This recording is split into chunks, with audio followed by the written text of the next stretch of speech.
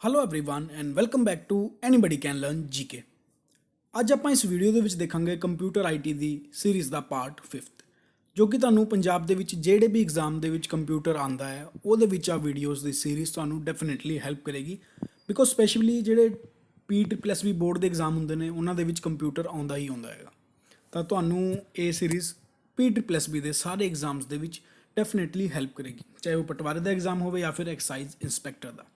ਤੁਸੀਂ ਮੇਰੀ ਹੋਰ ਵੀ ਵੀਡੀਓਜ਼ ਦੇਖ ਸਕਦੇ ਹੋ ਆ ਹੈਸ਼ਟੈਗ ਯੂਜ਼ ਕਰਕੇ ਸਟੱਡੀ ਵਿਦ ਸੁਨੀਲ ਜਿੰਦਲ। ਤਾਂ ਆਪਾਂ ਜਦ ਪਹਿਲਾ ਕੁਐਸਚਨ ਦੇਖਦੇ ਹਾਂ, ਦੈਟ ਮੀਨਸ ਆ ਪਾਰਟ 5 ਹੈ ਤੇ ਕੁਐਸਚਨ ਨੰਬਰ 16 ਹੈ, ਕਿਉਂਕਿ ਜਿਹੜਾ ਪਾਰਟ 1 ਤੋਂ 3rd ਹੈਗਾ ਉਹਦੇ ਵਿੱਚ ਮੈਂ ਸਾਰਾ ਥਿਓਰੈਟੀਕਲ ਪਾਰਟ ਕਵਰ ਕੀਤਾ ਸੀਗਾ ਤੇ 4th ਤੋਂ ਔਨਵਰਡ ਜਿਹੜਾ ਹੈ ਆਪਾਂ MCQ ਸੀਰੀਜ਼ ਦੇਖਣ ਵਾਲੇ ਹਾਂ।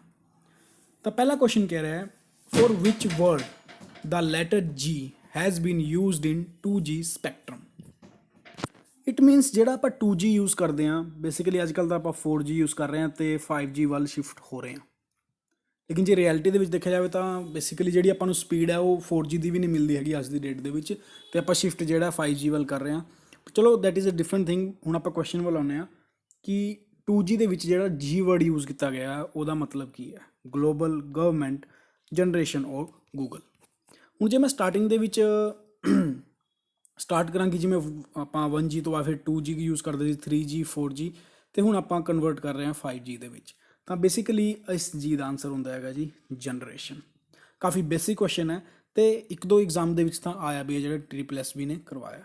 ਤਾਂ ਧਿਆਨ ਰੱਖਿਓ ਜੀ, G ਮੀਨਸ ਜਨਰੇਸ਼ਨ। ਨੈਕਸਟ ਗੱਲ ਕਰ ਰਿਹਾ ਹੈ, the body of mouse used in computer was designed about 50 years back, then it was made of. ਯਾਨੀ ਕਿ ਜਿਹੜਾ ਆਪਾਂ ਅੱਜ ਕੱਲ੍ਹ ਕੰਪਿਊਟਰ ਦੇ ਵਿੱਚ ਮਾਊਸ ਯੂਜ਼ ਕਰਦੇ ਹਾਂ, ਜੇ ਮੈਂ 50 ਸਾਲ ਪਿੱਛੇ ਦੀ ਗੱਲ ਕਰਾਂ ਤਾਂ ਉਹ ਡਿਜ਼ਾਈਨ ਕੀਤਾ ਸੀਗਾ, ਅਤੇ ਕਿਹਨੇ ਕੀਤਾ ਸੀਗਾ ਆ ਵੀ ਕਈ ਵਾਰ ਪੁੱਛ ਲੈਂਦੇ ਨੇ, ਅਤੇ ਮੈਂ ਵੀਡੀਓ ਦੇ ਵਿੱਚ ਆ ਵੀ ਦੱਸਾਂਗਾ ਕਿ ਕਿਹਨੇ ਕੀਤਾ ਸੀਗਾ, ਅਤੇ ਉਹ ਸਭ ਤੋਂ ਪਹਿਲਾਂ ਕਿਸ ਚੀਜ਼ ਦਾ ਬਣਿਆ ਹੋਇਆ ਸੀਗਾ, ਐਲੂਮੀਨੀਅਮ ਦਾ, ਪਲਾਸਟਿਕ ਦਾ, ਸਟੀਲ ਦਾ ਜਾਂ ਵੁੱਡ ਦਾ। ਤਾਂ ਜਿਹੜਾ ਫਸਟ ਮਾਊਸ ਪ੍ਰੋਟੋਟਾਈਪ ਸੀਗਾ ਉਹ 1963 ਦੇ ਵਿੱਚ ਡਾਕਟਰ ਡੌਗਲਸ ਐਂਜਲਬਾਰਟ ਨੇ ਬਣਾਇਆ ਸੀਗਾ। ਇਹ ਕੁਐਸਚਨ ਪੁੱਛਿਆ ਗਿਆ ਬਹੁਤ ਵਾਰ। ਜਿੱਥੇ ਤੱਕ ਮੈਨੂੰ ਯਾਦ ਹੈ, ਇੱਕ ਜਿਹੜਾ Punjab and Haryana high court the clerk the exam ਹੁੰਦਾ ਹੈਗਾ 2017 ਵਾਲੇ ਵਿੱਚ ਵੀ ਆ ਪੁੱਛਿਆ ਗਿਆ ਸੀਗਾ, ਜਿਹੜਾ ਹਰਿਆਣਾ ਦਾ ਹੋਇਆ ਸੀਗਾ ਸਬਆਰਡੀਨੇਟ ਕੋਰਟ ਦਾ, ਉਹਦੇ ਵਿੱਚ ਆ ਕੁਐਸਚਨ ਪੁੱਛਿਆ ਗਿਆ ਸੀਗਾ ਕਿ ਮਾਊਸ ਕਿਹਨੇ ਇਨਵੈਂਟ ਕੀਤਾ ਸੀਗਾ। ਅਤੇ ਉਸ ਟਾਈਮ 'ਤੇ ਜਿਹੜਾ ਓਰੀਜਨਲੀ ਮਾਊਸ ਬਣਿਆ ਸੀਗਾ ਉਹ ਵੁੱਡ ਦਾ ਬਣਿਆ ਸੀਗਾ, ਜਿਹਦੇ ਵਿੱਚ 2 ਮੈਟਲ ਵੀਲ ਸੀਗੇ ਅਤੇ ਇੱਕ ਬੋਟਮ ਸੀਗਾ। ਆਹ ਦੇਖਣ ਦੇ ਵਿੱਚ ਇੱਦਾਂ ਦਾ ਸੀਗਾ। ਇਹ ਮੈਂ ਥੋੜ੍ਹਾ ਵਿਕੀਪੀਡੀਆ ਦੇ ਵਿੱਚ ਇਮੇਜ ਚੁੱਕੀ ਸੀ, ਸੋ ਦੈਟ ਕਿ ਤੁਹਾਨੂੰ ਦਿਖਾ ਪਾਵਾਂ ਕਿ ਜਿਹੜਾ ਸਭ ਤੋਂ ਪਹਿਲਾਂ ਮਾਊਸ ਬਣਿਆ ਸੀਗਾ ਉਹ ਲੱਕੜੀ ਦਾ ਬਣਿਆ ਸੀਗਾ, ਤਾਂ ਆਨਸਰ ਹੋ ਜਾਊਗਾ ਵੁੱਡ।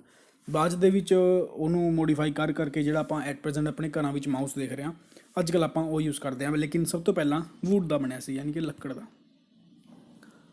ਨੈਕਸਟ ਗੱਲ ਕਰਦਾ ਹੈ, slowest internet connection service is, ਯਾਨੀ ਕਿ ਸਭ ਤੋਂ ਸਲੋ ਇੰਟਰਨੈਟ ਸਰਵਿਸ ਕਿਹੜੀ ਦੀ ਹੈ, digital subscriber line, dial up services, lease line ਜਾਂ ਫਿਰ ਕੇਬਲ ਮੋਡਮ। ਹਾਲਾਂਕਿ ਮੈਂ ਚਾਰਾਂ ਬਾਰੇ ਤੁਹਾਨੂੰ ਦੱਸਾਂਗਾ ਇੱਕ ਇੱਕ ਕਰਕੇ, ਲੇਕਿਨ ਸਭ ਤੋਂ ਪਹਿਲਾਂ ਆਪਾਂ ਗੱਲ ਕਰਦੇ ਹਾਂ ਇਸ ਕੁਐਸਚਨ ਦੇ ਆਨਸਰ ਦੀ, ਤਾਂ ਉਹ ਹੈਗਾ ਜੀ dial up connection. Because dial up service ਹੈ ਜਿਹੜੀ ਉਹ ਸਿਰਫ 56 kbps ਦੀ ਸਪੀਡ ਦਿੰਦਾ ਹੈਗਾ, ਜੋ ਕਿ ਇਹਨੂੰ ਸਭ ਤੋਂ ਸਲੋਐਸਟ ਬਣਾਉਂਦੀ ਹੈ।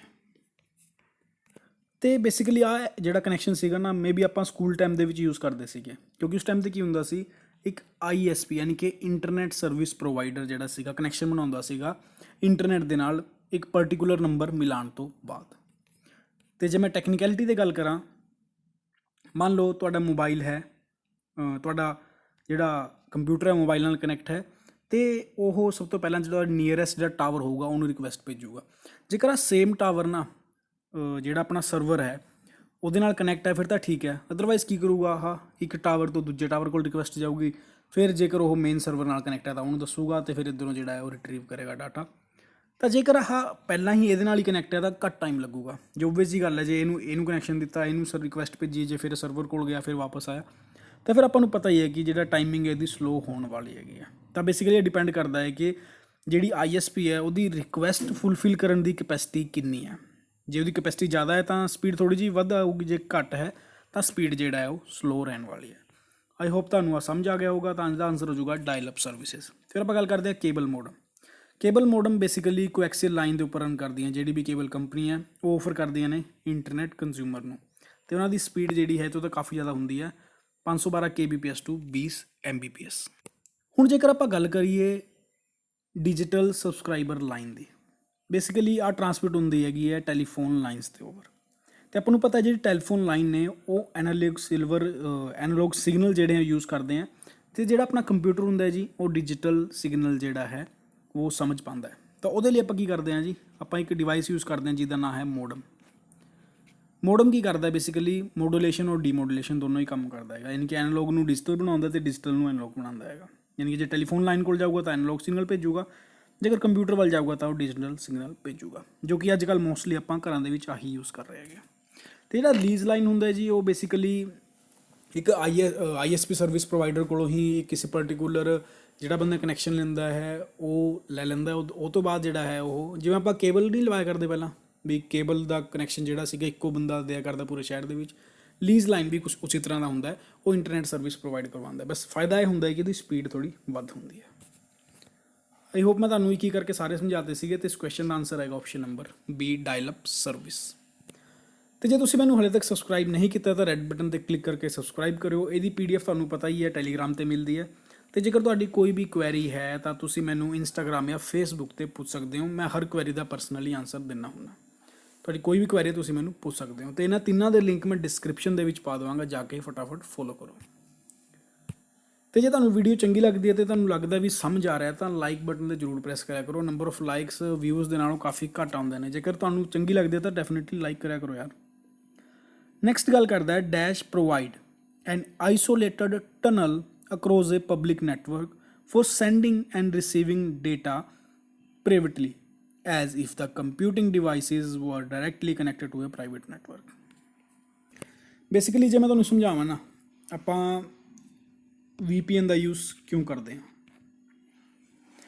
ਲਾਈਕ ਜਿਵੇਂ ਜੋ ਸਾਈਟਸ ਨੇ ਬਲੋਕ ਨੇ ਉਹਨੂੰ ਬੇਸਿਕਲੀ ਤਾਂ ਅਸੈਸ ਕਰਨ ਲਈ ਆਪਾਂ ਜਿਹੜਾ VPN ਹੈ ਉਹ ਯੂਜ਼ ਕਰ ਸਕਦੇ ਹਾਂ। ਲਾਈਕ ਜੇ ਮੈਂ ਐਗਜ਼ਾਮਪਲ ਦੇਵਾਂ ਚਾਈਨਾ ਦੇ ਵਿੱਚ ਨਾ ਜਿਹੜੀ ਫੇਸਬੁੱਕ ਹੈ ਨਾ ਉਹ ਬੈਨ ਹੈਗੀ ਆ, ਲੇਕਿਨ ਜੇ ਆਪਾਂ VPN ਦਾ ਯੂਜ਼ ਕਰੀਏ ਨਾ ਤਾਂ ਆਪਾਂ ਚਾਈਨਾ ਦੇ ਵਿੱਚ ਵੀ ਫੇਸਬੁੱਕ ਚਲਾ ਸਕਦੇ ਹਾਂ। ਅਤੇ ਇਹ ਸਿਕਿਉਰਿਟੀ ਪਰਪਜ਼ ਲਈ ਵੀ ਅੱਛਾ ਹੈ। ਸੈਕਿੰਡ ਗੱਲ ਆ ਹੈ ਕਿ ਤੁਹਾਡਾ ਜਿਹੜਾ ISP ਹੈ, ਮੰਨ ਲਓ ਆਪਣੇ ਕੋਲ ਨਾ ਜੀਓ ਦੀ ਸਰਵਿਸ ਹੈ ਹਾਲੇ ਆਪਣੇ ਕੋਲ, ਅਤੇ ਗੌਰਮੈਂਟ ਨੇ ਬੋਲਿਆ ਹੈਗਾ ਜੀ ਆਹ ਕੋਈ XYZ ਕੋਈ ਵੈਬਸਾਈਟ ਹੈ, ਉਹ ਜੀਓ ਨੂੰ ਆਰਡਰ ਦੇਤਾ ਵੀ ਤੁਸੀਂ ਕੀ ਕਰੋ, ਇਸ ਨੂੰ ਬੈਨ ਕਰ ਦਿਓ, ਯਾਨੀ ਕਿ ਤੁਹਾਡਾ ਜਿਹੜਾ ਯੂਜ਼ਰ ਹੈ ਉਹ ਇਸ ਵੈਬਸਾਈਟ 'ਤੇ ਨਾ ਜਾ ਪਾਵੇ। ਲੇਕਿਨ ਤੁਸੀਂ ਕੀ ਕਰੋਗੇ, VPN ਦੀ ਯੂਜ਼ ਦੇ ਨਾਲ ਡਾਇਰੈਕਟ ਇਹਨੂੰ ਅਸੈਸ ਕਰੋਗੇ। ISP ਤੁਹਾਡਾ ਆਹੀ ਹੋਊਗਾ, ਲੇਕਿਨ VPN ਦਾ ਯੂਜ਼ ਕਰਕੇ ਬੇਸਿਕਲੀ ਤੁਹਾਡਾ ਜਿਹੜਾ ISP ਹੈ ਉਹਨੂੰ ਇਸ ਬਾਰੇ ਖਬਰ ਨਹੀਂ ਪਤਾ ਲੱਗੂਗੀ ਕਿ ਤੁਸੀਂ ਜਿਹੜਾ ਹੈ XYZ ਨੂੰ ਅਸੈਸ ਕਰਨ ਜਾ ਰਹੇ ਹੋ, ਯਾਨੀ ਕਿ ਉਹਦੇ ਕੋਲ ਕੋਈ ਇਨਫੋ ਨਹੀਂ ਪਹੁੰਚ ਪਾਏਗੀ। ਦੈਟ ਮੀਨਸ ਜੇ ਜੀਓ ਕੋਲ ਇਨਫੋ ਨਹੀਂ ਪਹੁੰਚੀ ਤਾਂ ਦੈਟ ਮੀਨਸ ਗੌਰਮੈਂਟ ਕੋਲ ਵੀ ਤੁਹਾਡੀ ਇਨਫੋ ਨਹੀਂ ਪਹੁੰਚ ਪਾਏਗੀ। ਤਾਂ ਬੇਸਿਕਲੀ ਇੱਕ ਤਰ੍ਹਾਂ ਦੀ ਸੇਫ ਅਸੈਸਿੰਗ ਕਰਨ ਲਈ ਤੁਸੀਂ VPN ਯੂਜ਼ ਕਰ ਸਕਦੇ ਹੋ, ਕਿਉਂਕਿ ਕੀ ਕਰਦਾ ਹੈਗਾ, ਇਹ ਪ੍ਰੋਵਾਈਡ ਕਰਦਾ ਹੈਗਾ ਇੱਕ isolated tunnel across a public network for sending and receiving data privately, ਯਾਨੀ ਕਿ ਪ੍ਰਾਈਵੇਟਲੀ ਜਿਹੜਾ ਡਾਟਾ ਸੈਂਡ ਹੁੰਦਾ ਅਤੇ ਰਿਸੀਵ ਹੁੰਦਾ ਅਤੇ ISP ਅਤੇ ਗੌਰਮੈਂਟ ਨੂੰ ਉਹਦੇ ਬਾਰੇ ਖਬਰ ਨਹੀਂ ਲੱਗਦੀ ਹੈਗੀ। ਤਾਂ ਇਸ ਲਈ ਆਪਾਂ ਯੂਜ਼ ਕਰਦੇ ਹਾਂ ਵਰਚੁਅਲ ਪ੍ਰਾਈਵੇਟ ਨੈਟਵਰਕ, ਕਿਉਂਕਿ ਇਹਦੇ ਵਿੱਚ ਜਿਹੜਾ VPN ਆ ਉਹ ਇੱਕ ਸਟਰੋਂਗ ਇਨਕ੍ਰਿਪਸ਼ਨ ਬਣਾ ਕੇ ਦਿੰਦਾ ਹੈਗਾ, ਜਿਹੜਾ ਆਪਾਂ ਬਾਅਦ ਦੇ ਵਿੱਚ ਯੂਜ਼ ਕਰਦੇ ਹੈਗੇ ਹਾਂ ਅਤੇ ISP ਨੂੰ ਨਜ਼ਰ ਨਹੀਂ ਰਹਿੰਦੀ ਇਸ ਗੱਲ ਦੀ। ਹੁਣ ਆਪਾਂ ਗੱਲ ਕਰਦੇ ਹਾਂ the layer between physical and network is known as. Basically ਆਪਾਂ ਗੱਲ ਕਰ ਰਹੇ ਹਾਂ ਇਹਦੇ ਵਿੱਚ OSI ਮਾਡਲ ਦੇ ਬਾਰੇ, ਯਾਨੀ ਕਿ ਆਪਾਂ ਓਪਨ ਸਿਸਟਮ ਇੰਟਰਕਨੈਕਸ਼ਨ ਮਾਡਲ ਕਹਿੰਦੇ ਹਾਂ। ਯਾਨੀ ਕਿ ਜੇਕਰ ਇੰਟਰਨੈਟ ਚਲਾ ਰਹੇ ਹਾਂ ਨਾ ਤਾਂ ਬੇਸਿਕਲੀ ਆਪਾਂ ਘੁੰਮ ਫਿਰ ਕੇ ਨਾ OSI ਮਾਡਲ ਦਾ ਹੀ ਯੂਜ਼ ਕਰ ਰਹੇ ਹਾਂ। ਅਤੇ ਇਹਦੇ ਵਿੱਚ ਜਿੰਨੀ ਵੀ ਲੇਅਰ ਮਿਲਣਗੀ ਤੁਹਾਨੂੰ ਦੇਖਣ ਦੇ ਵਿੱਚ, ਉਸ ਹਰ ਲੇਅਰ ਦਾ ਆਪਣਾ ਅਲੱਗ-ਅਲੱਗ ਪ੍ਰੋਟੋਕੋਲ ਹੋਏਗਾ, ਅੱਡ-ਅੱਡ ਆਪਣਾ ਕੰਮ ਹੋਏਗਾ।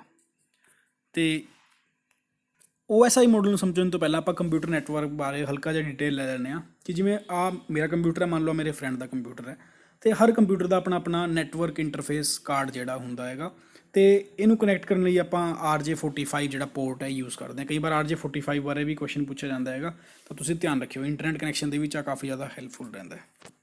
ਅਤੇ ਜਿਹੜੀ ਲੇਅਰਸ ਨੇ, ਸਭ ਤੋਂ ਪਹਿਲਾਂ ਐਪਲੀਕੇਸ਼ਨ ਲੇਅਰ, ਫਿਰ presentation layer, session layer, transport layer, network layer, data link layer and physical layer, ਯਾਨੀ ਕਿ 1 2 3 4 5 6 7 ਆ ਬੇਸਿਕਲੀ 7 ਲੇਅਰ ਨੇ। ਅਤੇ ਇਹਨਾਂ 7 ਲੇਅਰਸ ਦਾ ਹੀ ਅੱਡ-ਅੱਡ ਕੰਮ ਹੈਗਾ। ਜਿਹੜੀ ਪਹਿਲੀ 3 ਲੇਅਰ ਹੈ ਉਹ ਗੱਲ ਕਰਦੀਆਂ ਸੋਫਟਵੇਅਰ ਬਾਰੇ, ਅਤੇ ਜਿਹੜੀ ਥੱਲੇ ਵਾਲੀ 3 ਨੇ ਉਹ ਕਰਦੀਆਂ ਨੇ ਹਾਰਡਵੇਅਰ ਲੇਅਰ ਬਾਰੇ। ਅਤੇ ਜਿਹੜਾ ਟਰਾਂਸਪੋਰਟ ਲੇਅਰ ਹੈ ਉਹ ਮੇਨ ਕੰਮ ਕਰਦਾ ਹੈ ਜੀ,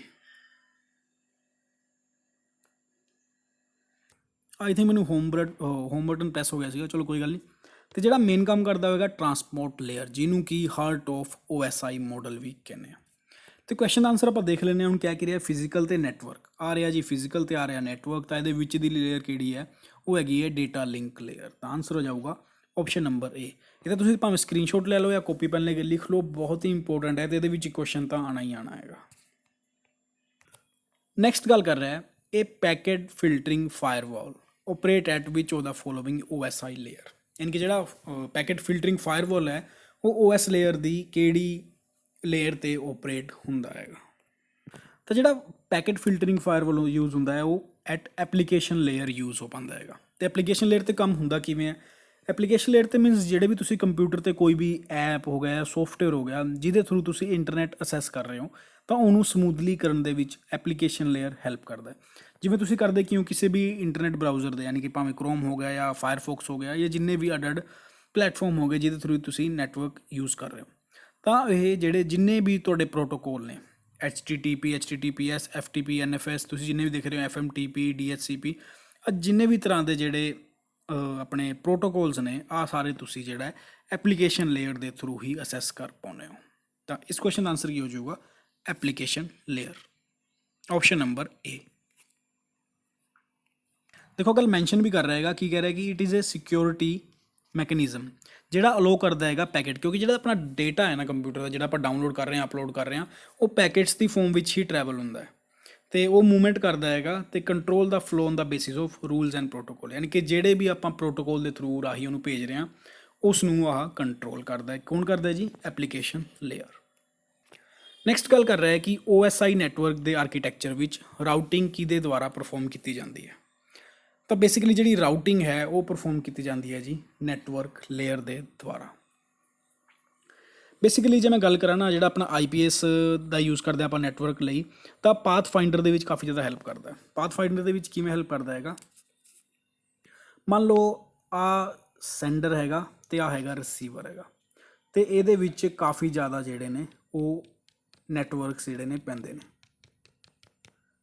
ਠੀਕ ਹੈ ਆ ਜਿਹੜੇ ਮੈਂ ਡੋਟਸ ਲਗਾਏ ਨੇ ਨੈਟਵਰਕ ਬਾਰੇ ਆ ਤੇ ਜੇਕਰ ਆ ਡੋਟ ਨੇ ਜਿਹੜੇ ਜੇ ਸ਼ੋਰਟੈਸਟ ਪਾਥ ਫਾਈਂਡ ਕਰਨ ਦੇ ਵਿੱਚ ਆਪਣੀ ਨੈਟਵਰਕ ਲੇਅਰ ਹੈਲਪ ਕਰੂਗਾ ਮੰਨ ਲਓ ਆ 3-4 ਯੂਜ਼ ਕਰਕੇ ਸਿੱਧਾ ਰਿਸੀਵਰ ਕੋਲ ਭੇਜ ਦੇਗਾ ਤੇ ਜੇਕਰ ਇਹਦੀ ਆਪਾਂ ਨੈਟਵਰਕ ਲੇਅਰ ਦੀ ਹੈਲਪ ਸਮੂਥਲੀ ਨਹੀਂ ਹੋਊਗੀ ਕੰਮ ਨਹੀਂ ਕਰੂਗੀ ਤਾਂ ਹੋ ਸਕਦਾ ਹੈ ਕਿ ਆ 10 ਤੋਂ 12 ਅੱਡ ਤਰ੍ਹਾਂ ਤੋਂ ਘੁੰਮ ਫਿਰ ਕੇ ਨਾ ਫਿਰ ਜਾਵੇ ਤਾਂ ਜਿਹੜਾ ਆਹ ਵਾਲਾ ਪਾਥ ਹੈਗਾ ਨਾ ਜੀ ਆਪਣੇ ਲਈ ਸਭ ਤੋਂ ਬੈਸਟ ਪਾਥ ਹੈ ਯਾਨੀ ਕਿ ਪਾਥ ਫਾਊਂਡਰ ਦੀ ਹੈਲਪ ਜਿਹੜਾ ਨੈਟਵਰਕ ਲੇਅਰ ਕਰਦਾ ਇਹਦੇ ਨਾਲ ਕੀ ਹੋਊਗਾ ਈਜ਼ੀ ਵੇ ਮਿਲੂਗਾ ਤੇ ਕਨੈਕਸ਼ਨ ਜਿਹੜਾ ਹੈ ਫਾਸਟ ਰਹੂਗਾ ਤੇ ਬੈਸਟ ਪੋਸੀਬਲ ਪਾਥ ਆਪਾਂ ਨੂੰ ਮਿਲੇਗਾ ਕਿਉਂਕਿ ਰਾਊਟਿੰਗ ਬੇਸਿਕਲੀ ਹੁੰਦਾ ਕੀ ਹੈ ਮੈਥਡ ਹੁੰਦਾ ਹੈ ਕਿ ਡੇਟਾ ਪੈਕੇਟ ਨੂੰ ਸੋਰਸ ਤੋਂ ਡੈਸਟੀਨੇਸ਼ਨ ਕੋਲ ਕਿਵੇਂ ਸੈਂਡ ਕੀਤਾ ਜਾਵੇ ਤਾਂ ਆਨਸਰ ਹੋ ਜਾਊਗਾ ਜੀ ਨੈਟਵਰਕ ਲੇਅਰ ਆਪਸ਼ਨ ਨੰਬਰ ਏ ਹੁਣ ਆਪਾਂ ਗੱਲ ਕਰਦੇ ਹਾਂ ਕਿ ਈਥਰਨੈਟ ਐਡਰੈਸ ਦੇ ਵਿੱਚ ਕਿੰਨੇ ਬਿਟ ਹੁੰਦੇ ਨੇ ਧਿਆਨ ਰੱਖਿਓਗਾ ਜੇਕਰ ਬਿਟ ਪੁੱਛਿਆ ਗਿਆ ਤਾਂ ਬਿਟ ਦੇ ਬਾਰੇ ਗੱਲ ਕਰਾਂਗੇ ਜੇ ਬਾਈਟ ਪੁੱਛਿਆ ਗਿਆ ਤਾਂ ਬਾਈਟਸ ਦੇ ਵਿੱਚ ਗੱਲ ਕਰਾਂਗੇ ਆਪਾਂ ਬੇਸਿਕਲੀ ਈਥਰਨੈਟ ਐਡਰੈਸ ਹੁੰਦਾ ਕੀ ਹੈ ਜੀ ਆ ਮੈਕ ਐਡਰੈਸ ਹੀ ਹੁੰਦਾ ਕਈ ਵਾਰ ਨਾ ਮੈਕ ਐਡਰੈਸ ਦੀ ਫੁੱਲ ਫਾਰਮ ਪੁੱਛ ਲੈਂਦੇ ਨੇ ਜਿਹਨੂੰ ਕਿ ਆਪਾਂ ਮੀਡੀਆ ਐਕਸੈਸ ਕੰਟਰੋਲ ਕਹਿੰਦੇ ਹਾਂ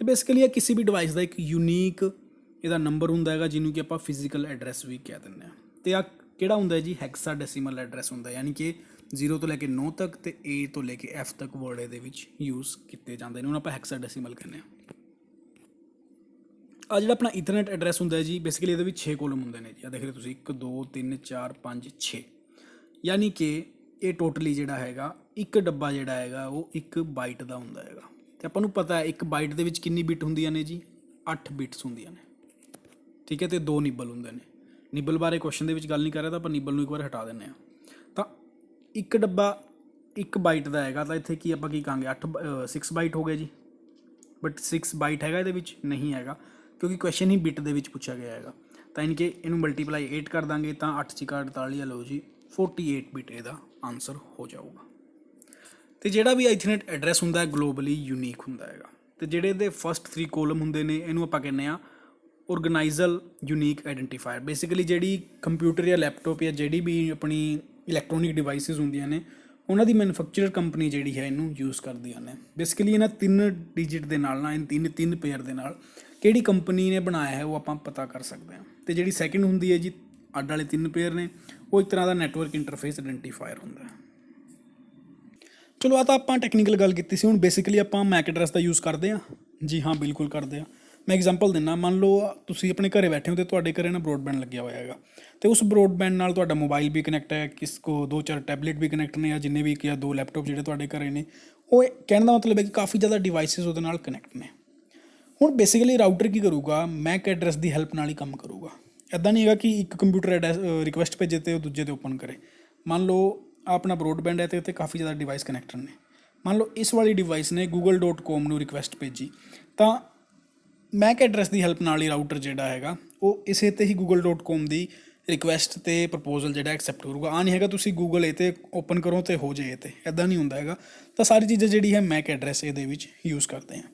ਅਤੇ ਮੈਕ ਐਡਰੈਸ ਨਾਲ ਇੱਕ ਫਿਲਟਰਿੰਗ ਵੀ ਹੁੰਦੀ ਹੈ, ਜਿਹਦੇ ਨਾਲ ਆਪਾਂ ਇੰਟਰਨੈਟ ਕਨੈਕਸ਼ਨ ਬਲੋਕ ਵੀ ਕਰ ਸਕਦੇ ਹਾਂ। ਯਾਨੀ ਕਿ ਜਿਹੜਾ ਤੁਹਾਡਾ ਬਰੋਡਬੈਂਡ ਕਨੈਕਟ ਹੈ ਉਹਦੇ ਤੁਸੀਂ IP ਐਡਰੈਸ 'ਤੇ ਜਾ ਕੇ ਮੈਕ ਐਡਰੈਸ ਦੀ ਹੈਲਪ ਦੇ ਨਾਲ, ਕਿ ਮੰਨ ਲਓ ਤੁਸੀਂ ਚਾਹੁੰਦੇ ਨਹੀਂ ਕਿ ਆਹ ਵਾਲੀ ਡਿਵਾਈਸ ਕੰਪਿਊਟਰ 'ਤੇ ਵਰਕ ਕਰੇ, ਤਾਂ ਤੁਸੀਂ ਇਸ ਡਿਵਾਈਸ ਦਾ ਮੈਕ ਐਡਰੈਸ ਉੱਥੇ ਜਾ ਕੇ ਬਲੋਕ ਕਰ ਦੋਗੇ। ਤਾਂ ਬੇਸਿਕਲੀ ਕਨੈਕਟ ਤਾਂ ਹੋ ਜਾਊਗਾ, ਲੇਕਿਨ ਐਕਸੈਸ ਨਹੀਂ ਕਰ ਪਾਏਗਾ ਕੋਈ ਵੀ ਕਿਸੇ ਵੀ ਤਰ੍ਹਾਂ ਦਾ ਇੰਟਰਨੈਟ। ਆਈ ਹੋਪ ਤੁਹਾਨੂੰ ਜਿਹੜਾ ਟੋਟਲੀ ਪ੍ਰੋਸੈਸ ਹੈ ਉਹ ਸਮਝ ਆ ਗਿਆ ਹੋਗਾ, ਅਤੇ ਮੈਂ ਵੀ ਟਰਾਈ ਕਰਦਾ ਕਿ ਤੁਹਾਨੂੰ ਡਿਟੇਲ ਦੇ ਵਿੱਚ ਨੌਲੇਜ ਦੇਵਾਂ, ਜਸਟ ਕੁਐਸਚਨ ਆਨਸਰ ਦੇ ਉੱਪਰ ਨਾ ਜਾਵਾਂ, ਕਿਉਂਕਿ ਡਿਟੇਲ ਦੇ ਵਿੱਚ ਨੌਲੇਜ ਰਹੇਗੀ ਤਾਂ ਜੇਕਰ ਕੁਐਸਚਨ ਘੁਮਾ ਫਿਰਾ ਕੇ ਵੀ ਪੁੱਛ ਲਿੱਤਾ ਜਾਏਗਾ ਤੁਹਾਨੂੰ ਨੌਲੇਜ ਹੋਵੇਗੀ। ਜੇਕਰ ਡਾਇਰੈਕਟ ਤੁਸੀਂ ਕੁਐਸਚਨ ਆਨਸਰ ਹੀ ਖੇਡਣਾ ਹੈਗਾ, ਉਹ ਮੈਂ ਬਾਅਦ ਦੇ ਵਿੱਚ ਇੱਕ ਸੀਰੀਜ਼ ਬਣਾ ਦਾਂਗਾ ਉਹਦੀ ਬੇਸਿਕਲੀ 100 ਜਾਂ 150 ਕੁਐਸਚਨ ਦੀ, ਜਿਹਦੇ ਵਿੱਚ ਮੈਂ 1 ਲਾਈਨਰ ਕੁਐਸਚਨ ਉਠਾ ਦਾਂਗਾ। ਉਹ ਵੀ ਜੇ ਤੁਸੀਂ ਕਹੋਗੇ ਤਾਂ ਹੀ ਕਰਾਂਗਾ, ਅਦਰਵਾਈਜ਼ ਨਹੀਂ। ਨੈਕਸਟ ਗੱਲ ਕਰਦਾ ਹੈ encryption and decryption are function of, ਯਾਨੀ ਕਿ ਆ ਵੀ OSI ਮਾਡਲ ਦਾ ਹੀ ਕੁਐਸਚਨ ਹੈ ਕਿ ਜਿਹੜੀ ਇਨਕ੍ਰਿਪਸ਼ਨ ਹੈ ਅਤੇ ਡਿਸਕ੍ਰਿਪਸ਼ਨ ਹੈ ਉਹ ਕਿਵੇਂ ਹੁੰਦੀ ਹੈ, ਕਿਹੜੇ ਫੰਕਸ਼ਨ ਦੇ ਥਰੂ ਹੁੰਦੀ ਹੈਗੀ।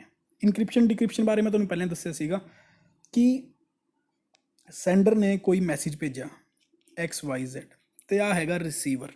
ਇਹ ਕੀ ਹੋਊਗਾ, ਪਹਿਲਾਂ ਇਨਕ੍ਰਿਪਟ ਹੋਊਗਾ ਕਿਸੇ ਪਰਟੀਕੂਲਰ ਫੋਰਮ ਦੇ ਵਿੱਚ, ਮੰਨ ਲਓ ਕੁਝ ਬਣ ਜਾਊਗਾ ABC ਬਣ ਜਾਊਗਾ ਕੁਝ ਪ੍ਰੋਟੋਕੋਲ ਲਾਉਣ ਤੋਂ ਬਾਅਦ, ਅਤੇ ਫਿਰ ਜਿਹੜਾ ਹੈਗਾ ਦੂਜੇ ਲੈਵਲ 'ਤੇ ਜਾ ਕੇ ਇਹ ਡਿਕ੍ਰਿਪਟ ਹੋ ਜਾਊਗਾ। ਲੇਕਿਨ ਤੁਹਾਡਾ ਜਿਹੜਾ ਰਿਸੀਵਰ ਹੈ ਉਹਨੂੰ XYZ ਹੀ ਮੈਸੇਜ ਮਿਲੇਗਾ, ABC ਨਹੀਂ ਮਿਲਣਾ ਹੈਗਾ। ABC ਲਈ ਬੇਸਿਕਲੀ ਆ ਆਏਗਾ ਕਿ ਜਿਹੜਾ ਤੁਹਾਡਾ ਸਰਵਿਸ ਪ੍ਰੋਵਾਈਡਰ ਹੈ ਨਾ, ਉਹ ਤੁਹਾਡੇ ਮੈਸੇਜਿਸ ਨੂੰ ਨਾ ਦੇਖ ਪਾਵੇ। ਤਾਂ ਬੇਸਿਕਲੀ ABC ਸਿਰਫ ਉਹਦੇ ਹੀ ਯੂਜ਼ ਲਈ ਹੈ, ਲੇਕਿਨ ਉਹਨੂੰ ਪਤਾ ਨਹੀਂ ਲੱਗਿਆ ਐਕਚੁਅਲ ਮੈਸੇਜ ਕੀ ਸੀਗਾ। ਤਾਂ ਇਹਨੂੰ ਕਹਿੰਦੇ ਆਪਾਂ ਇਨਕ੍ਰਿਪਸ਼ਨ ਅਤੇ ਡਿਕ੍ਰਿਪਸ਼ਨ। ਅਤੇ ਹਲੇ ਵੀ WhatsApp ਦੀ ਪੋਲਿਸੀਜ਼ ਦੇ ਵਿੱਚ ਵੀ ਨਾ ਆਪਾਂ ਆਹੀ ਚੀਜ਼ ਦੇਖ ਰਹੇ ਸੀਗੇ ਕੁਛ ਦਿਨਾਂ ਤੋਂ। ਅਤੇ ਜਿਹੜਾ ਇਨਕ੍ਰਿਪਸ਼ਨ ਐਂਡ ਡਿਕ੍ਰਿਪਸ਼ਨ ਯੂਜ਼ ਹੁੰਦਾ ਹੈਗਾ ਉਹ ਹੁੰਦਾ ਹੈ ਜੀ ਪ੍ਰੈਜੈਂਟੇਸ਼ਨ ਲੇਅਰ ਦੇ ਵਿੱਚ। ਤੁਸੀਂ ਦੇਖ ਹੀ ਰਹੇ ਹੋ, ਮੈਂ ਵੈਸੇ ਤਾਂ ਤੁਹਾਨੂੰ ਐਗਜ਼ਾਮਪਲ ਪਹਿਲਾਂ ਹੀ ਦੇ ਚੁੱਕਿਆ ਹੈਗਾ, ਅਤੇ ਤੁਸੀਂ ਇਹਨੂੰ ਰੋਕ ਕੇ ਵੀ ਦੇਖ ਸਕਦੇ ਹੋ ਕਿ ਕਿੱਦਾਂ ਇਹਦੀ ਐਗਜ਼ਾਮਪਲ ਬਣਦੀ ਹੈ। ਨੈਕਸਟ ਗੱਲ ਕਰ ਰਿਹਾ first indigenously developed Indian super computer is named as, ਯਾਨੀ ਕਿ ਜਿਹੜਾ ਪਹਿਲਾ ਇੰਡੀਅਨ ਸੁਪਰ ਕੰਪਿਊਟਰ ਸੀਗਾ ਉਹਦਾ ਨਾਂ ਕੀ ਸੀਗਾ, ਗਤੀ, ਧਰਮ, ਸ਼ਕਤੀ ਜਾਂ ਪਰਮ। ਤਾਂ ਜਿਹੜਾ ਪਹਿਲਾ ਸੁਪਰ ਕੰਪਿਊਟਰ ਯੂਜ਼ ਹੋਇਆ ਸੀਗਾ ਉਹ ਸੀਗਾ ਪਰਮ 8000, ਜੋ ਕਿ centre for development of advance computing ਨੇ ਜਿਹੜਾ ਸੀਗਾ ਡਿਵੈਲਪ ਕੀਤਾ ਸੀਗਾ। ਦੈਟ ਮੀਨ ਜਿਹਨੂੰ ਆਪਾਂ CDEC ਕਹਿੰਦੇ ਹਾਂ। ਕਦੋਂ ਕੀਤਾ ਸੀ? 1991 ਦੇ ਅੰਦਰ। ਕੀ ਤੁਸੀਂ ਮੈਨੂੰ ਦੱਸ ਸਕਦੇ ਹੋ ਇੰਡੀਆ ਦੇ ਵਿੱਚ ਇਹ ਤੋਂ ਇਲਾਵਾ ਕਿਹੜੇ ਜਿਹੜੇ ਸੁਪਰ ਕੰਪਿਊਟਰ ਨੇ ਉਹ ਡਿਵੈਲਪ ਹੋਏ ਨੇ ਜਾਂ ਯੂਜ਼ ਹੋਏ ਨੇ? ਕਮੈਂਟ ਸੈਕਸ਼ਨ ਦੇ ਵਿੱਚ ਲਿਖ ਕੇ ਤੁਸੀਂ ਮੈਨੂੰ ਆਹ ਸਭ ਚੀਜ਼ਾਂ ਦੱਸ ਸਕਦੇ ਹੋ। ਫਿਰ ਗੱਲ ਕਰ ਰਿਹਾ ਹੈਗਾ WLL ਮੀਨਿੰਗ ਕੀ ਹੈ, ਕਿ WLL ਦਾ ਮੀਨਿੰਗ ਕੀ ਹੈ? ਬੇਸਿਕਲੀ ਆ ਹੁੰਦਾ ਹੈਗਾ ਜੀ ਵਾਇਰਲੈਸ ਇਨ ਲੋਕਲ ਲੂਪ। ਹੁੰਦਾ ਕੀ ਆ ਇਹ ਨਾ ਬੇਸਿਕਲੀ ਵੈਸੇ ਕਾਫੀ ਪੁਰਾਣੀ ਟੈਕਨੋਲੋਜੀ ਹੈ ਜਿਹੜੀ ਅੱਜ ਦੇ ਵਿੱਚ ਐਟ ਪ੍ਰੈਜ਼ੈਂਟ ਯੂਜ਼ ਨਹੀਂ ਕੀਤੀ ਜਾਂਦੀ, ਲੇਕਿਨ ਜੇਕਰ ਐਗਜ਼ਾਮ ਦੇ ਵਿੱਚ ਪੁੱਛਿਆ ਜਾਵੇ ਤਾਂ ਆਪਾਂ ਨੂੰ ਪਤਾ ਹੋਣਾ ਚਾਹੀਦਾ। ਅਤੇ ਇਹਦਾ ਐਗਜ਼ਾਮਪਲ ਕੀ ਹੈ, ਜਿਵੇਂ ਪਹਿਲਾਂ ਅਰਬਨ ਸਿਟੀ ਸੀਗੇ, ਯਾਨੀ ਕਿ ਜਿਹੜੇ ਸ਼ਹਿਰ ਹੁੰਦੇ ਸੀਗੇ ਉਹਨਾਂ ਦੇ ਵਿੱਚ ਤਾਂ ਕੋਈ ਵੀ ਇੰਟਰਨੈਟ ਸਰਵਿਸ ਪ੍ਰੋਵਾਈਡਰ, ਜਿਵੇਂ ਕਿ ਆਪਾਂ ਪਹਿਲਾਂ ਗੱਲ ਕਰੀਏ BSNL, ਇੱਕ ਕੋਪਰ ਵਾਇਰ ਦੇ ਥਰੂ ਨਾ ਕੋਪਰ ਵਾਇਰ ਪਾ ਕੇ BSNL ਦੀ ਸਰਵਿਸ ਜਿਹੜਾ ਸੀਗਾ ਪਹੁੰਚਾ ਦਿੰਦਾ ਸੀਗਾ। ਲੇਕਿਨ ਸ਼ਹਿਰਾਂ ਦੇ ਵਿੱਚ ਤਾਂ ਕਾਫੀ ਜ਼ਿਆਦਾ ਈਜ਼ੀ ਸੀਗਾ ਆਹ ਵਾਇਰ ਡਾਲਣਾ, ਲੇਕਿਨ ਪਿੰਡਾਂ ਦੇ ਵਿੱਚ ਆਹ ਚੀਜ਼ਾਂ ਯੂਜ਼ ਨਹੀਂ ਕੀਤੀ ਜਾਂਦੀਆਂ ਸੀਗੀਆਂ, ਕਿਉਂਕਿ ਕੋਸਟ ਵੀ ਜ਼ਿਆਦਾ ਪੈਂਦੀ ਸੀਗੀ ਅਤੇ ਪਿੰਡਾਂ ਦੇ ਵਿੱਚ ਯੂਜ਼ਰ ਵੀ ਘੱਟ ਹੁੰਦੇ ਸੀਗੇ। ਕਿਉਂਕਿ ਕੋਈ ਵੀ ਚੀਜ਼ ਹੈ ਉਹ ਪ੍ਰੋਫਿਟ ਮਿਲੂਗੀ ਤਾਂ ਹੀ ਚੀਜ਼ ਕੰਮ ਕਰੂਗੀ, ਅਦਰਵਾਈਜ਼ ਤਾਂ ਕੰਮ ਨਹੀਂ ਕਰੂਗੀ। ਹੁਣ ਹੁੰਦਾ ਕੀ ਸੀਗਾ, ਮੰਨ ਲਓ ਕੋਈ ਵੀ ਉਹਦੀ ਐਕਸਚੇਂਜ ਹੈਗੀ ਜਾਂ ਕੋਈ ਸਟੇਸ਼ਨ ਹੈਗਾ, ਉਹਦੇ ਉੱਪਰ ਕੀ ਕਰਦੇ ਸੀਗੇ, ਉਹ ਟਰਾਂਸ ਰਿਸੀਵਰ ਲਾ ਦਿੰਦੇ ਸੀ। ਜੇਕਰ ਮੈਂ ਈਜ਼ੀ ਲੈਂਗੁਏਜ ਦੇ ਵਿੱਚ ਕਹਾਂ ਤਾਂ ਕਿ ਟਾਵਰ ਰੱਖ ਦਿੰਦੇ ਸੀਗੇ। ਤਾਂ ਹੁਣ ਹੁੰਦਾ ਕੀ ਸੀਗਾ ਕਿ ਆਸ-ਪਾਸ ਜਿਹੜੇ ਪਿੰਡ ਸੀਗੇ ਉਹਨਾਂ ਕੋਲ ਉਹਦੀ ਰੇਂਜ ਪਹੁੰਚ ਜਾਇਆ ਕਰਦੀ, ਅਤੇ ਇਸ ਤਰ੍ਹਾਂ ਦੇ ਉਹ ਵੀ ਫੋਨ ਜਿਹੜਾ ਸੀਗਾ ਇੰਟਰਨੈਟ ਯੂਜ਼ ਕਰ ਪਾਉਂਦੇ ਸੀਗੇ। ਤਾਂ ਇਹਨੂੰ ਹੀ ਆਪਾਂ ਕਹਿੰਦੇ ਹਾਂ ਵਾਇਰਲੈਸ ਇਨ ਲੋਕਲ ਲੂਪ। ਆਨਸਰ ਹੈ ਤੁਹਾਡੇ ਸਾਹਮਣੇ ਆਪਸ਼ਨ ਨੰਬਰ C। ਹੁਣ ਆਪਾਂ ਗੱਲ ਕਰਦੇ ਹਾਂ daisy wheel printer is a type of. Exam ਦੇ ਵਿੱਚ ਨਾ ਪ੍ਰਿੰਟਰ ਦੇ ਉੱਪਰ ਦਾ ਕੁਐਸਚਨ ਬੇਸਿਕਲੀ ਦੇਖਣ ਨੂੰ ਮਿਲ ਜਾਂਦਾ ਹੈਗਾ, ਅਤੇ ਡੇਜ਼ੀ ਵੀਲ ਬਾਰੇ ਗੱਲ ਕਰ ਰਿਹਾ ਕਿਉਂਕਿ ਆਪਾਂ ਨੂੰ ਪਤਾ ਹੈ ਜਿਹੜੀ ਪ੍ਰਿੰਟਰ ਹੈ ਉਹਦੀ 2 ਟਾਈਪਸ ਹੁੰਦੀਆਂ ਨੇ, ਇੱਕ ਇੰਪੈਕਟ ਪ੍ਰਿੰਟਰ, ਇੱਕ non impact printer. Impact printer ਉਹ ਹੁੰਦਾ ਜਿਹੜਾ ਕਿ ਪੇਪਰ ਦੇ ਵਿੱਚ ਇੰਕ ਦਾ ਕਿਸੇ ਰੀਬਨ ਦਾ ਜਿਹੜਾ ਹੈਡ ਹੈ ਉਹ ਸਟਰਾਈਕ ਕਰਦਾ ਹੈਗਾ, ਯਾਨੀ ਕਿ ਡਾਇਰੈਕਟਲੀ ਪੇਪਰ 'ਤੇ ਜਿਹੜਾ ਇੰਕ ਹੈ ਉਹ ਕਨੈਕਸ਼ਨ ਦੇ ਵਿੱਚ ਆਉਂਦੀ ਹੈਗੀ, ਯਾਨੀ ਉਹਨੂੰ ਇੰਪੈਕਟ ਕਹਿੰਦੇ ਹਾਂ। ਜਿਹਦੇ ਵਿੱਚ ਨਹੀਂ ਆਉਂਦੀ ਉਹਨੂੰ ਆਪਾਂ ਨੋਨ ਇੰਪੈਕਟ ਕਹਿੰਦੇ ਹਾਂ। ਤੇ ਅੱਜ ਕੱਲ੍ਹ ਆਪਾਂ ਜਿਹੜਾ ਲੋਕਲੀ ਯੂਜ਼ ਕਰਦੇ ਹਾਂ ਉਹ ਨੋਨ ਇੰਪੈਕਟ ਪ੍ਰਿੰਟਰ ਹੀ ਯੂਜ਼ ਕਰਦੇ ਹਾਂ। ਮੋਸਟਲੀ ਤਾਂ ਅੱਜ ਕੱਲ੍ਹ ਆਪਾਂ ਲੇਜ਼ਰ ਪ੍ਰਿੰਟਰ ਯੂਜ਼ ਕਰਦੇ ਹਾਂ ਜਾਂ ਫਿਰ ਇੰਕਜੈਟ ਕਰਦੇ ਹੁੰਦੇ ਹਾਂ। ਤਾਂ ਜਿਹੜੇ ਇੰਪੈਕਟ ਪ੍ਰਿੰਟਰ ਹੁੰਦੇ ਨੇ ਨਾ, ਉਹਦੀ ਐਗਜ਼ਾਮਪਲ ਨੇ dot matrix, daisy wheel, drum printer, line printer. Basically ਯਾਦ ਰੱਖਣ ਲਈ ਆਪਾਂ ਯੂਜ਼ ਕਰ ਸਕਦੇ ਹਾਂ ਜਿਹੜੇ ਡੀ ਤੋਂ ਸਟਾਰਟ ਹੁੰਦੇ ਨੇ ਨਾ, ਜਿਵੇਂ ਡੋਟ, ਡੇਜ਼ੀ, ਡਰਮ। ਬੇਸਿਕਲੀ ਆ ਪੁੱਛੇ ਵੀ 3 ਜਾਂਦੇ ਨੇ, ਤਾਂ ਆਪਾਂ ਨੂੰ ਯਾਦ ਰਹੂਗਾ ਕਿ ਇੰਪੈਕਟ ਪ੍ਰਿੰਟਰ ਹੈ। ਅਤੇ ਜਿਹੜੇ ਨੋਨ ਇੰਪੈਕਟ ਪ੍ਰਿੰਟਰ ਹੈ ਉਹ ਲੇਜ਼ਰ ਪ੍ਰਿੰਟਰ ਹੋ ਗਿਆ, ਫੋਟੋ ਪ੍ਰਿੰਟਰ ਹੋ ਗਿਆ, ਇੰਕਜੈਟ ਜਾਂ ਫਿਰ ਥਰਮਲ ਪ੍ਰਿੰਟਰ। ਜਿਹੜਾ ਥਰਮਲ ਪ੍ਰਿੰਟਰ ਹੁੰਦਾ ਨਾ, ਉਹ ਜਿਹੜਾ ਪ੍ਰਿੰਟਰ ਉਹ ਹੁੰਦਾ ਹੈ ਜਿਹਦੇ ਵਿੱਚ ਆਪਾਂ ਵੈਕਸ ਯੂਜ਼ ਕਰਦੇ ਹਾਂ, ਅਤੇ ਉਹ ਨੋਰਮਲੀ ਜਿਹੜਾ ATM ਪ੍ਰਿੰਟਰ ਦੇ ਵਿੱਚ ਯੂਜ਼ ਹੁੰਦਾ ਹੈ। ਮਤਲਬ ਕਿ ਆਪਾਂ ਦੇਖਦੇ ਹਾਂ ਨਾ, ਕਈ ਵਾਰ ਆਪਾਂ ATM ਦੇ ਵਿੱਚ ਪੈਸੇ ਕਢਾ ਕੇ ਗਏ ਅਤੇ ਜਿਹੜੀ ਉਹ ਚਿੱਟ ਨਿਕਲਦੀ ਹੈ ਉਹਦੇ ਵਿੱਚ, ਜਿਹਦੇ ਵਿੱਚ ਬੈਲੈਂਸ ਹੁੰਦਾ ਹੈ, ਜਿਹੜੀ ਵੀ ਚੀਜ਼ ਆਪਾਂ ਮੰਗਦੇ ਹਾਂ, ਜੇਕਰ ਤੁਸੀਂ ਉਹਨੂੰ ਕਾਫੀ ਦਿਨਾਂ ਲਈ ਸੰਭਾਲ ਕੇ ਰੱਖੋਗੇ ਨਾ ਅਤੇ ਬਾਅਦ 'ਚ ਉਹਨੂੰ ਖੋਲ੍ਹ ਕੇ ਦੇਖੋਗੇ ਤਾਂ ਜਿਹੜੀ ਉਹਦੇ ਉੱਪਰ ਇੰਕ ਹੈ ਨਾ ਉਹ ਸਾਰੀ ਉੱਡ ਜਾਂਦੀ ਹੈਗੀ ਆ।